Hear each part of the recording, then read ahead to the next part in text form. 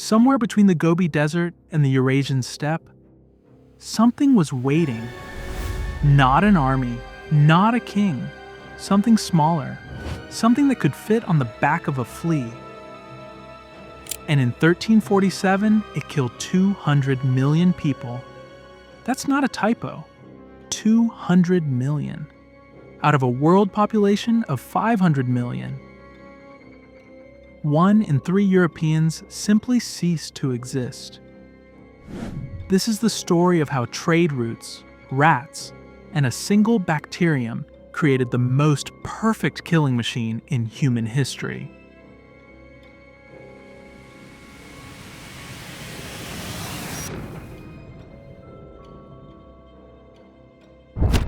The Black Death didn't start in Europe.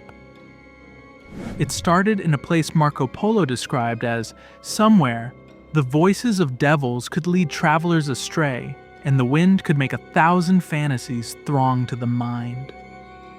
The plague had always existed here, infecting small rodents, killing locally, trapped by geography. But by the mid-14th century, something changed. The Mongol Empire unified the steppe. The Silk Roads exploded with merchant traffic. Trade stations appeared everywhere. The Yam, essentially a Mongolian pony express, connected the entire empire. Suddenly the plague had a highway system, and it was ready to travel. In 1343, on the Crimean Peninsula, a city called Kaffa was thriving. 80,000 people, 200 ships, a Genoese trading hub connecting east and west. But Kaffa existed only because the Golden Horde allowed it to. And when a Muslim died at Italian hands in the nearby city of Tana, everything fell apart. The Mongol Khan, Yani Beg, arrived with a Tartar army and laid siege to Kaffa. The siege dragged on for years. And then in 1346, something else arrived at the Tartar camp. Bodies started piling up faster than they could be buried. The stench became unbearable. Corpses stacked like cordwood as far as the eye could see. The Khan gave an order: load the bodies into catapults, launch them into the city. Now imagine, decomposing bodies, bloated with gas, launched with enough velocity to explode on impact, spraying fragments across stone streets. Rats followed the scent. Fleas followed the rats. The Genoese, once confident behind their walls, watched the dying commence in their own streets. By April 1347, the Tartar army was gone, but the plague had already boarded the ships. The plague had an almost perfect transmission system. The black rat, Rattus rattus, can reproduce from 2 to 3 million in 3 years. It can climb vertical surfaces, survive 5-story falls, and chew through lead. Medieval walls didn't stand a chance. The oriental flea, Xenopsila chiopsis, can survive a month without a host. It lives on clothing, baggage, hair, and corpses catapulted through the air. When it senses a target, it jumps half a meter and bites directly into the bloodstream. But plague-infected fleas couldn't swallow. The bacterium, Yersinia pestis, blocked their foregut, making them voracious. They bit repeatedly, regurgitating bacteria with each bite. And Yersinia pestis was adaptive. It evaded the immune system, spread through lymph nodes, and reproduced aggressively. For a 14th century world with no germ theory and no antibiotics, this was a glimpse into the apocalypse. Multiple plague ships left Kaffa. Constantinople, 50 to 70% dead. Messina, 1/3 of Sicily gone. Venice, 72,000 dead despite brutal quarantine measures. Florence, 50% dead in weeks. Bodies stacked in trenches, tier upon tier, like ship's cargo. The plague moved at 2.5 miles per day. It crossed rivers. It climbed mountains.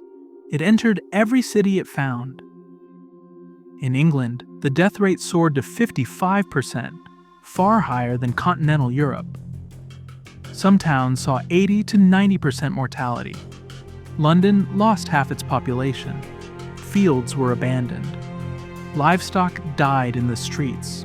Smoke from mass cremations filled the sky. The Scots, watching from the border, laughed at the foul death of England. Then, in 1350, they gathered an army in Selkirk Forest to invade. The plague crossed the border first. The Scottish army was annihilated before it could march. Europe looked for answers. The Paris medical faculty blamed a conjunction of Saturn, Mars, and Jupiter at 1 p.m. on March 20th, 1345. Doctors tried bloodletting. They lanced buboes and rubbed in human excrement. Some drank urine. The wealthy ate crushed sapphires. Entire communities stuck their heads into latrines, believing foul air would counter the plague's miasma.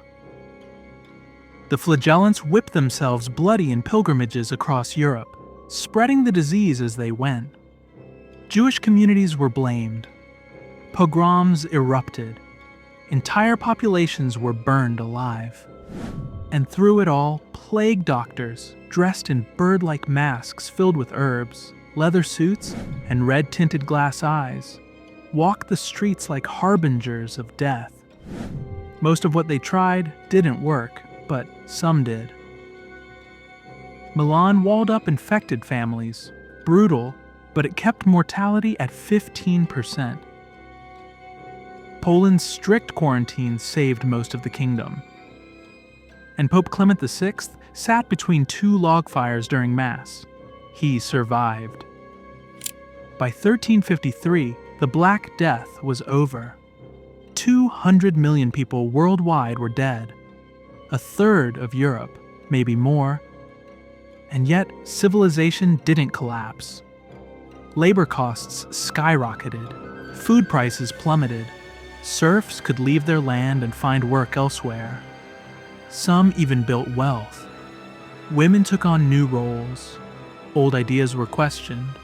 Art, literature, and music changed forever. A new breed of doctors began studying disease systematically. The middle class grew. Religious institutions faced scrutiny. Many historians argue the Black Death broke Europe out of stagnation and set the stage for the Renaissance, the Reformation, and the modern world. 200 million people died, but humanity didn't just survive. It emerged renewed.